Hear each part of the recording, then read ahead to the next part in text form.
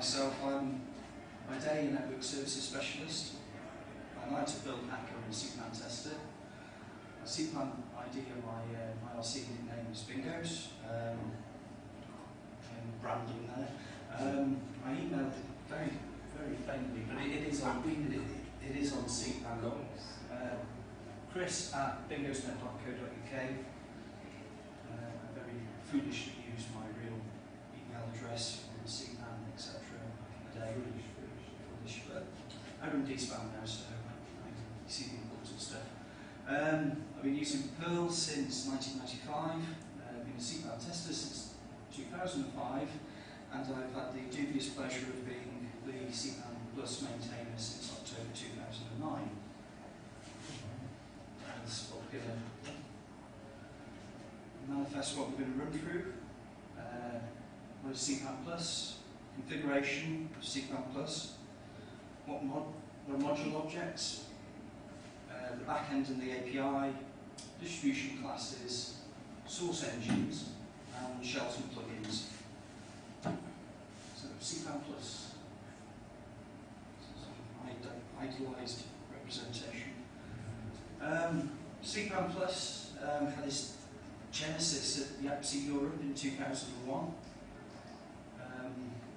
Michael Schwern announced something called CPANPLUS, CPAN Testing Service, and he wanted CPAN to be able to do this testing, etc. And a young man called Jos Bowens volunteered to hack CPAN to make it do this testing, but he soon realised that they couldn't hack CPAN.pm, so he decided to start afresh. So he started coding in October 2001. First release of CPANPLUS was in March 2002. He went and refactored, recoded it completely in 2004, and it was first released in core with 5.9.5 in July 2007, because it is a core module now, CPANPLUS. So we're dealing with some competitors. CPAN.pm. It was the original shell installer. It has an API of sorts, but it's not extendable. And if anyone has actually looked at the code, the CPAN code, it is a bit of a sort of minefield, a bit of a sort of spaghetti. CPAN minus, new thing from the Agawa. It's the newest installer. It's very easy to use. It's got zero config, but it doesn't have an API, programmable API. It's just literally a easy to use installer. It's great for users. Important to me, it doesn't send CPAN test reports. But it's a different, aimed at a different group of people, and we have CPANPLUS. Supposedly it was to do what CPAN.pm does, but do it better. So it has a modular design and API, different types of use, and it's extendable. Just have a lovely diagram of the structure of all the modules. We have the back end, which is the back end, the sort of main interface that everything uses. The various shell modules use back end, configure modules. They define how back end works. We have module objects, which back end provides. Module objects use dist classes. Backend itself has these internals modules. They in turn use the internal source modules, and we have pretty much everything uses. We have the error, CPANPLUS error, which is basically log that uses. All of them will send messages to the error log. So it really should be called log, but it takes both information and errors. So I'll start with the configuration, because that sort of pretty much drives how the whole CPANPLUS works. The configure its operation. It determines settings for CPANPLUS, backend, CPANPLUS. There's two types. We've got a sort of system-wide configuration file that gets saved into your where CPANPLUS is installed in the either in site lib or in lib. And we have the user configs, because so individual users can have different configs. The defaults and all the documentation for all the settings is in CPANPLUS config. If you're in the shell, you can use S reconfigure, and it takes you into a little menu-driven system where you can set, save various settings, and you can also programmatically configure. This little example here, we're loading CPANPLUS configure, creating a new object. I'm setting verbosity to on. I'm saying I want to pass these parameters to makefile. Every time make is run, it will tag that environment and install equals 1 onto it. Build flags, this is for module build, so every time it runs build scripts, it will put an install equals 1 on the end. I don't want custom sources to be scanned for, so I'm disabling that with 0. It shows when you open the shell, it will show the startup tip. I don't want to see those, so I've switching them off. And when it runs and you install modules, it will write install logs into the CPANPLUS directory. But I don't want to do those because I send test reports, so I've already sent a log somewhere, so I'm switching it off. And then I'm saving the configuration file, and I'm coming out of it. And that simple program, if it didn't exist, it would use the defaults from CPANPLUS config, and then amend them when it saves it. Unless I've done anything different, it will save it to the default place where it will save the user configuration, which is in the home directory of the user in .cpanplus/lib/cpanplus/config/user.pm.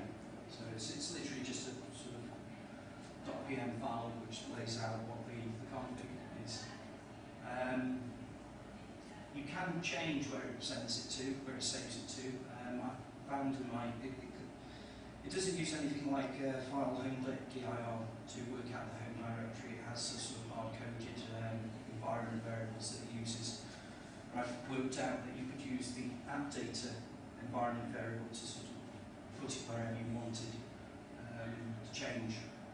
Instead of saving it to the home directory, it will save it. Of course, app data comes from Windows. It's the environment variable that says where the user's applications and settings are, which of course on which the systems I use is sort of, it will take priority over the home directory setting. I also created something called CPANPLUS config base end, which is a CPANPLUS config module which will set the base environment, or basically whether this path here to be anywhere that you want. It will use a, if you have a look at the module, I can't remember the environment variable you have to set off the top of my head. So I only wrote this after so I can't quite remember it.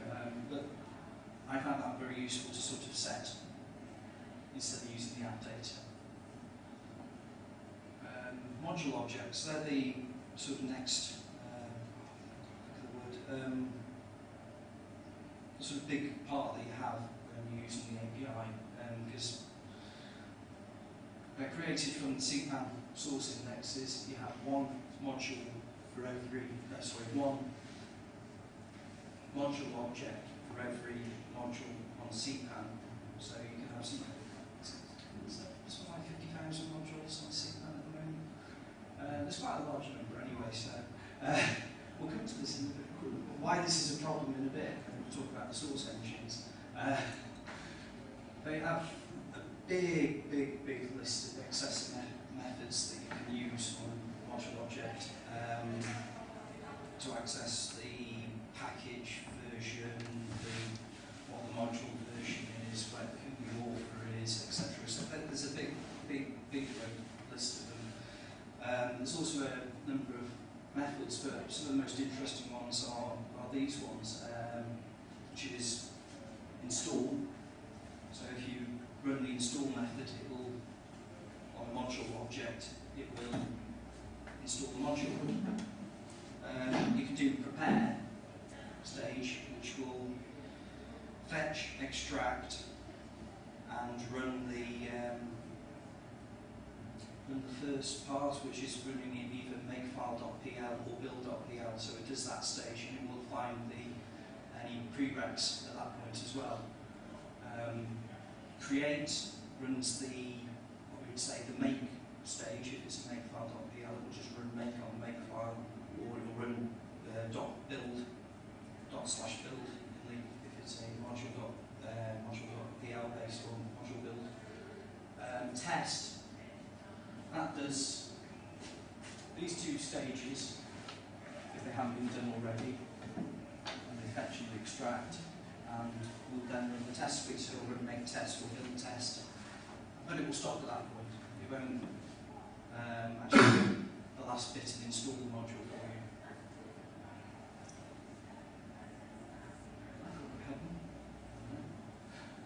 Anyway, right. The back end and the API itself, this is basically the programmer's interface to CPANPLUS. It basically gives you many, many ways of finding CPANPLUS module objects. You can either use module tree, which is basically a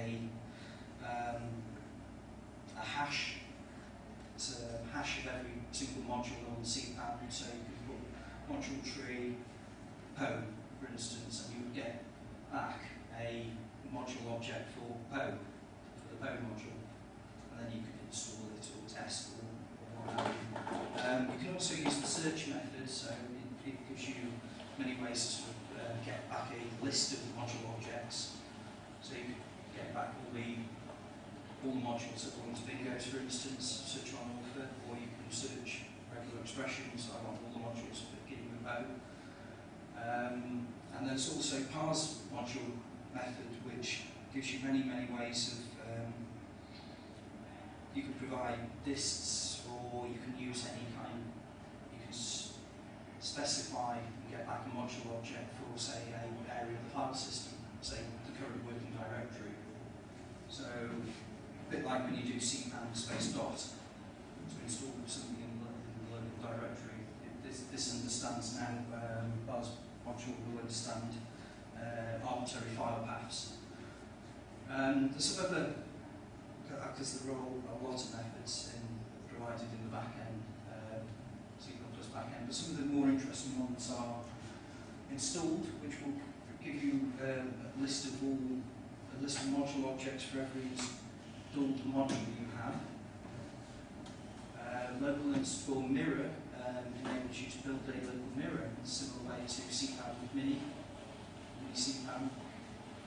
And you've got auto bundle, which will create a bundle file of all the modules you've got installed, so that you can transfer it to another machine, run the auto bundle, and install all the modules that you've had installed on one machine on the new machine. Right. This little bit of script is something I use on my CPAN smoke boxes to basically update a Perl with various modules. Create a new configuration file. While I'm updating, I don't